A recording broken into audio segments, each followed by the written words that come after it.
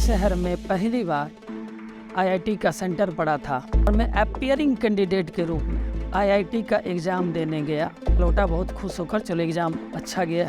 अपने मोहल्ले में घुसते सदमा लग गया। किसी ने कहा कि मेरे पिता की मृत्यु हो गई। तो उम्मीद था कि अगर आईआईटी कर लूँ तो चलिए कम से कम पिता की आत्मा को शांति मिले। पेपर लीक होने की वजह से आईआईटी का वो एग्ज़ाम कैंसिल हो गया। मैं तो और टूट गया, मेरा भरोसा तो और टूट गया। तब मैंने सोचा, जोश टॉक्स के सभी व्यूअर्स और सभी ऑडियंस को मेरा नमस्कार। मेरा नाम DK धर्मात्मा है। मैं बिहार के दरभंगा का रहने वाला हूँ और आज मैं आपको जोश टॉक्स के प्लेटफॉर्म के माध्यम से आपको अपनी कहानी बताऊंगा। मैं बहुत साधारण सा टीचर और बहुत लगन से, बहुत मन से बच्चों को सिखाने की कोशिश करता हूँ। मैं फिजिक्स की किताबें लिखता हूँ। फिजिक्स की जो किताब है physics a tricky approach, Balaji publication से आजकल काफ़ी ट्रेंडिंग भी है और मात्र 1 वर्ष में हमारी बुक 3 बार बेस्ट सेलर रह चुकी है पूरे इंडिया में। अमेजॉन पर भी बेस्ट सेलर, बालाजी के वेबसाइट पर भी बेस्ट सेलर। लेकिन सफलता, जितना ये वर्ड सुनने में बहुत अच्छा लगता है, जो खुशी मिलती है उस खुशी के पीछे कई असफलता की दीवार को तोड़ कर आगे बढ़ना होता है। मेरे पिता थे एक सरकारी कर्मचारी, एक कांस्टेबल, और उस ज़माने में आज से 27-28 साल पहले एक कांस्टेबल की सैलरी ही क्या होती थी, मात्र 2 से 3 हज़ार। घर चलाना भी मुश्किल होता था, तो कर्ज भी लेना पड़ता था उनको, और कर्ज लेकर वो सबको पढ़ाए।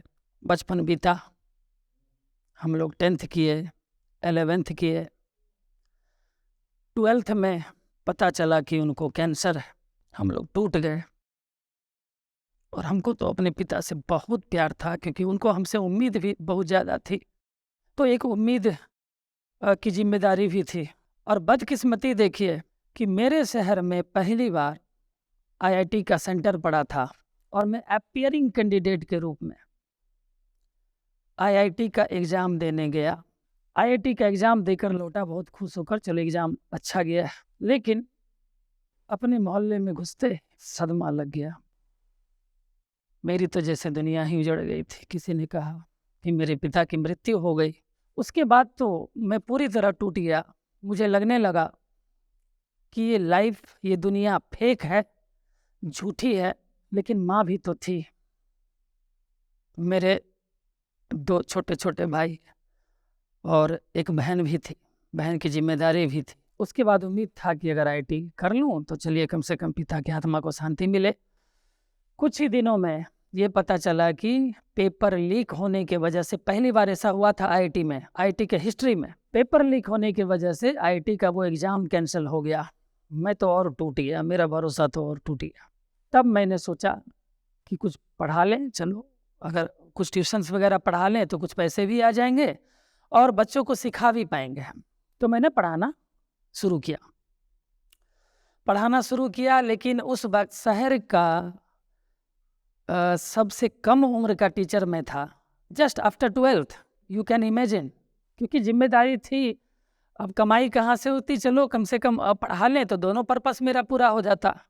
सीखने सिखाने की भी प्रवृत्ति जो थी वो भी पर्पस पूरा हो जाता और कमाई भी हो जाती।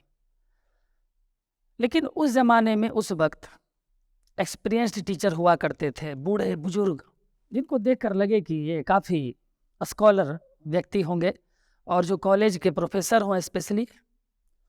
तो हम लोगों को बच्चे की तरह ट्रीट करता था सब। हम मजाक भी उड़ाते थे लोग, क्योंकि हमारे एज का कोई था नहीं उस वक्त। तो बोलते भी थे लोग कि ये बच्चा क्या पढ़ाएगा, इसको तो अभी कुछ एक्सपीरियंस नहीं है। मानते हैं कि पढ़ाई में अच्छा है, हमेशा टॉप किया, फर्स्ट रहा, लेकिन उससे क्या होता है तो बच्चा ही।